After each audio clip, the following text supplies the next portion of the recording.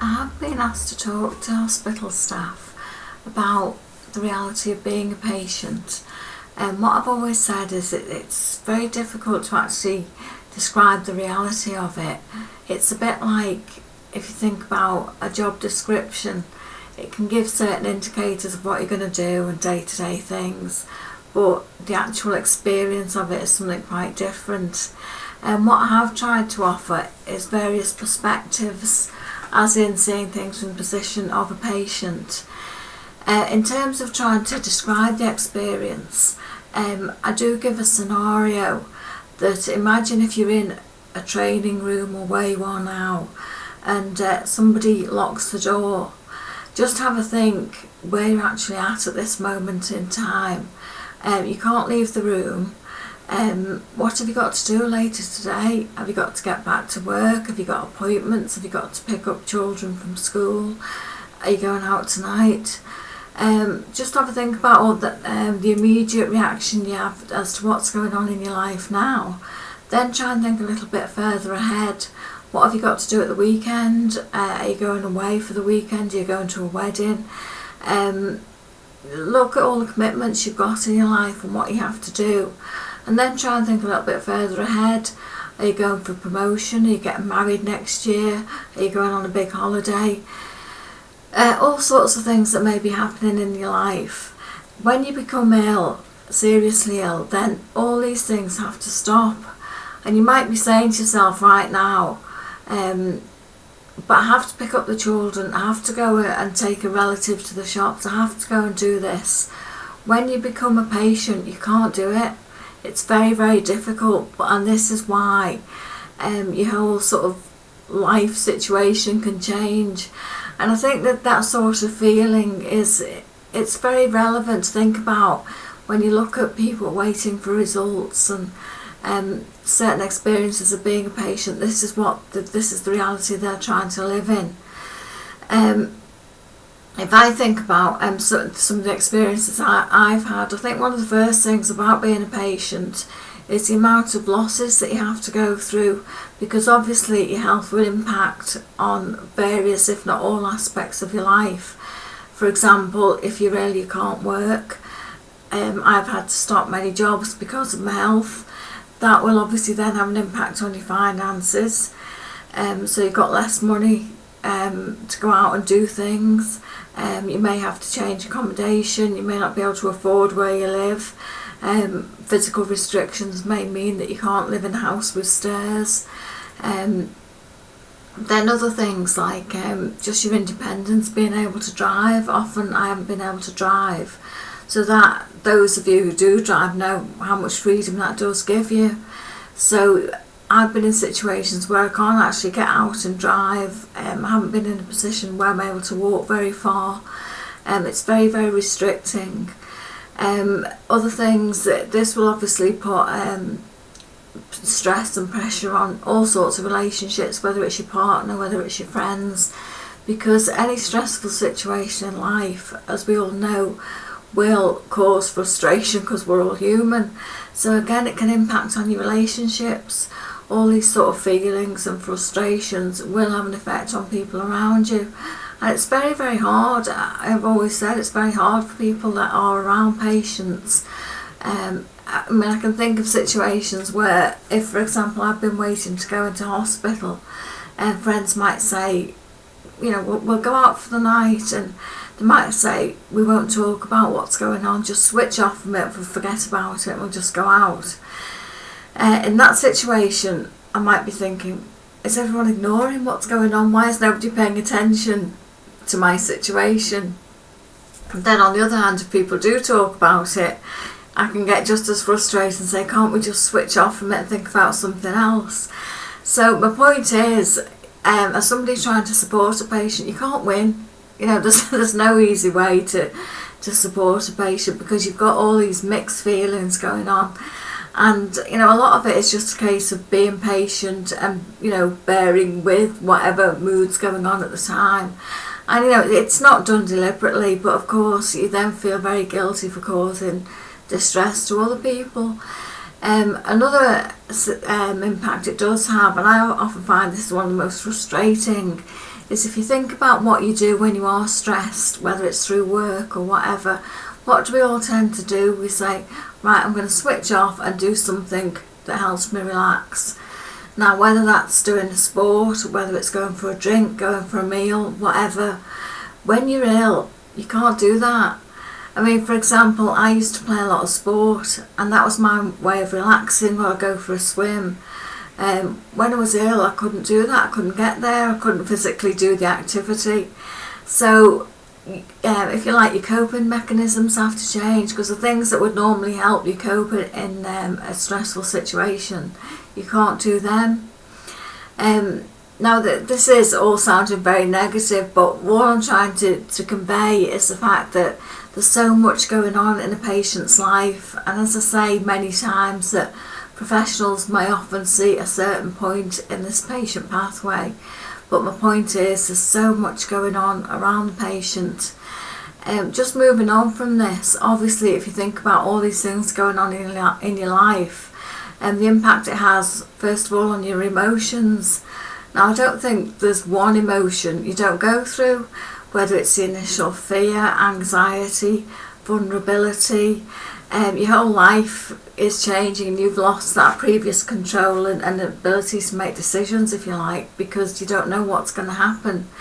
Now, another impact of these things, if you think about what would happen if you lose your job, you lose your independence, you can't drive, you're not well, obviously it's going to affect your self-esteem and your self-confidence. So often what's happened with me is people think, oh, you can cope with things, you can deal with situations. A lot of people obviously that become ill can cope very well normally in life. They can be in very professional jobs, they can cope well with all sorts of situations. When you're ill, it's totally different. So I always think, don't overestimate a patient. I mean, I can talk like this to you now, but I can go in to see my consultant and I can't string a sentence together, basically because I'm so nervous, I'm so frightened of what he's going to say. So all this, how you normally behave will change. And this relates to other quite basic things, really. I mean, things like getting letters for appointments. If you think back to the scenario I gave of how your life changes, sometimes how I get that information if my life's going to change is I go for a scan and then I go for the scan results. So while I'm going through these processes, all I'm thinking is, what is the outcome going to be? So it's not just a case of a half-hour appointment or an hour appointment at the hospital or going for a scan. It's the impact of these life-changing decisions and things that are going to happen. So when I come to deal with these, again, it's not just a routine checkup. So when I used to get letters for appointments, I couldn't even open the letter. I would just see the postmark and think that's an appointment. And it sounds ridiculous when I think, obviously, like, many people, you can deal with all sorts of things in life, but to be unable to open a letter to people sounds ridiculous. Or, for example, if there was a problem with the appointment, even friends of mine say, oh, just give them a ring and change it. Now, believe it or not, I couldn't actually ring the hospital because I was too frightened, and I would actually say to somebody, would you ring them for me? And again, people look at you really strange, but as a patient it's not, because you're in a totally different situation. You're vulnerable, you're frightened, you've got no confidence, you don't know what's going to happen next. So this is worth bearing in mind when patients are coming into hospitals, and it's like, again, waiting for appointments. Now, I know that there's always problems with delays and waiting for appointments, and delays happen and people are aware of that. I'll come back to that in a minute. But I think the initial thing about patients going for appointments, waiting for scan results, waiting for scans, it's always, nobody likes waiting, but when you think your whole life may change, it's very, very stressful.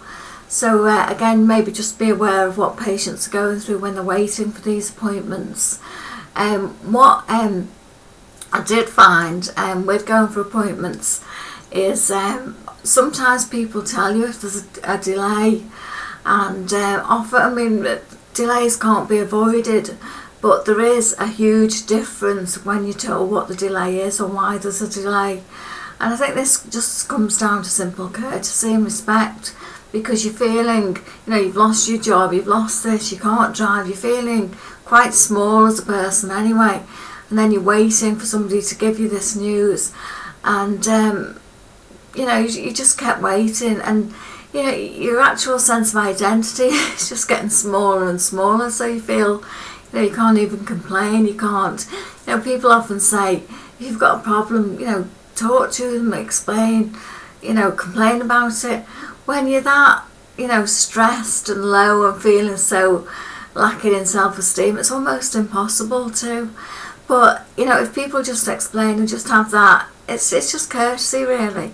I remember a situation where there was a huge delay, and nobody knew why, and everyone was starting to huff and puff. And anyway, eventually this nurse came out, and she explained what the problem was. Apparently, the consultant had been treble booked, and so there was a huge delay, and she was very apologetic. And as soon as she said that, the atmosphere in the waiting room changed totally. Everyone then started being understanding, supportive. They started joking with the nurse, saying, "Oh, I bet you're fed up, and should we send out for chips," and all this sort of thing. And it was just one simple explanation, and it changed everybody's feeling. They didn't feel as stressed, they didn't feel as put to one side. And it's like I often say, it's the very simple things. We're all talking about life-saving surgery and mammoth decisions, but just look at the the little simple things. Tell people what's going on, show them that that they're there, and that they're concerned and you're aware of that. And it's just things like this can make the whole difference, really. It's a very difficult situation, but it can be made easier.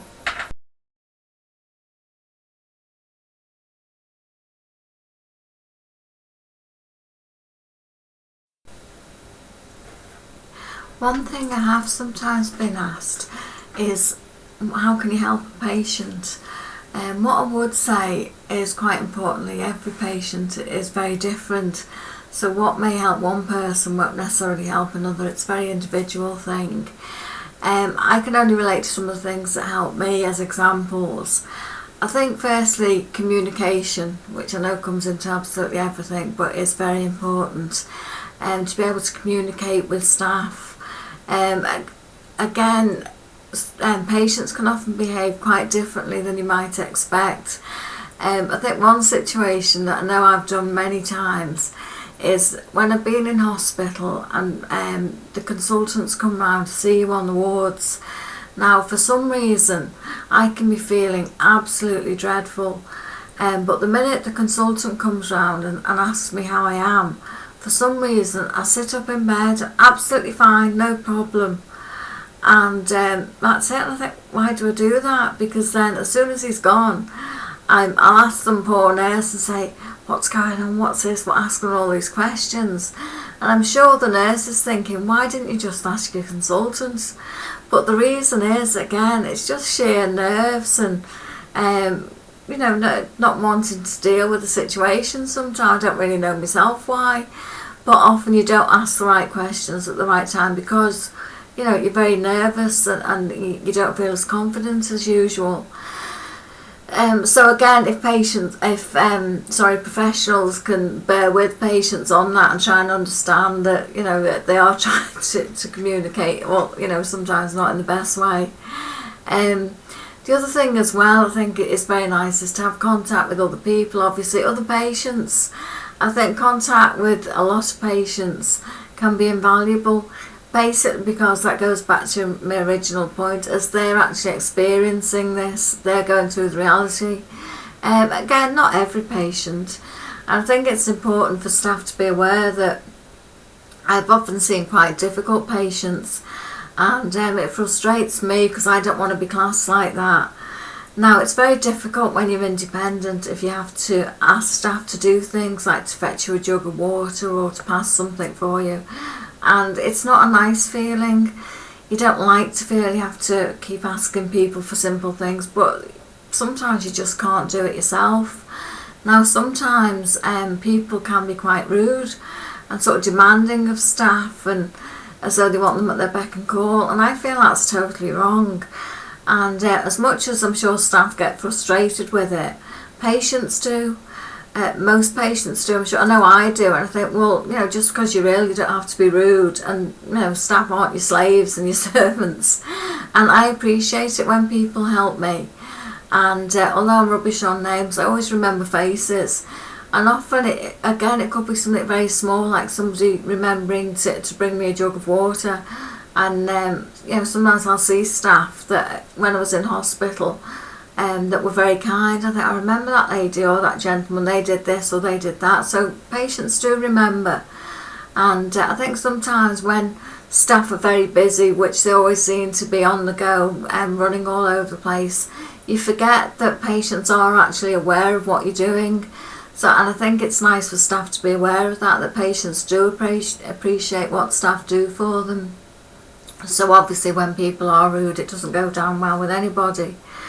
Another thing about contact with people is obviously it's nice having people coming in to see you, to visit you, but it's in a hospital ward. I've always found this is a really weird situation, because if you think about it, if for example you're off work with flu or a bad cold and you're in bed for the day, you might feel a mess, you look a mess, you haven't brushed your hair, you haven't put makeup on, whatever, and you feel lousy and you don't want anyone to see you.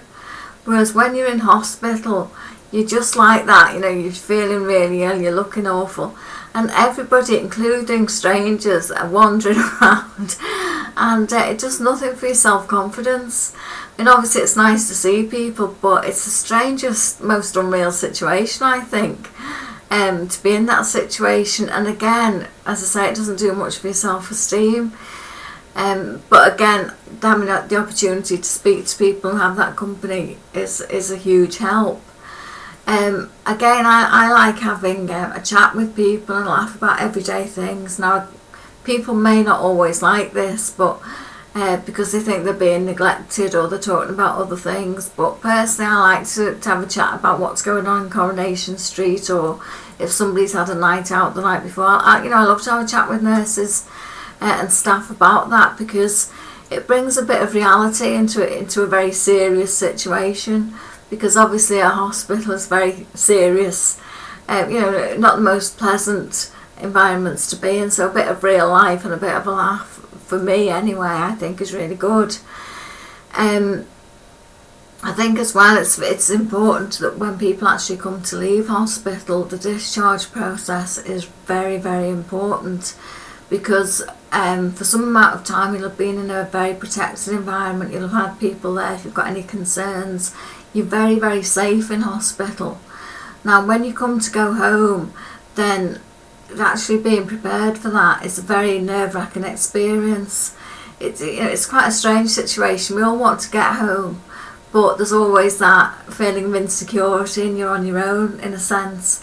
So I think good preparation to be discharged and to have all the information you need and the support you need is very, very important.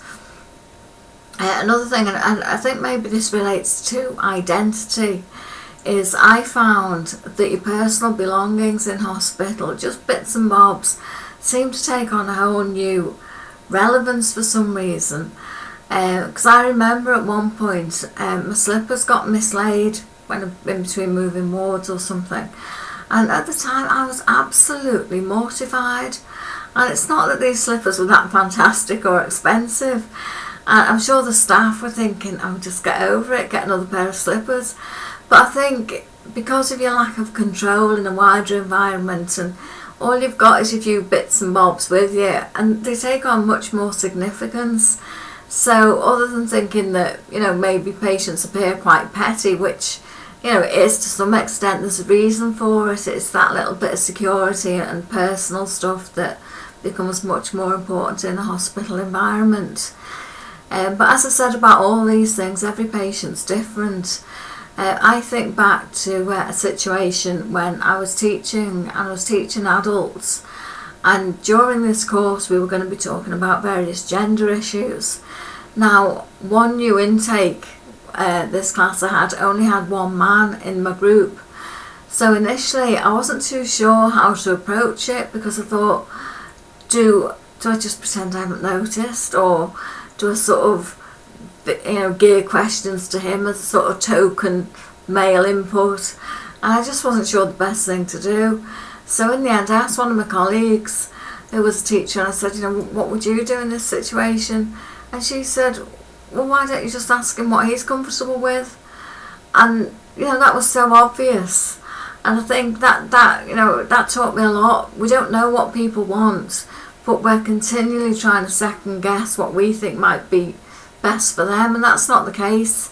So all the time I think, if you don't know what people want, ask them what helps them, ask them what they find difficult, ask them how you can help them. Everybody's different, and we can't second guess what that might be.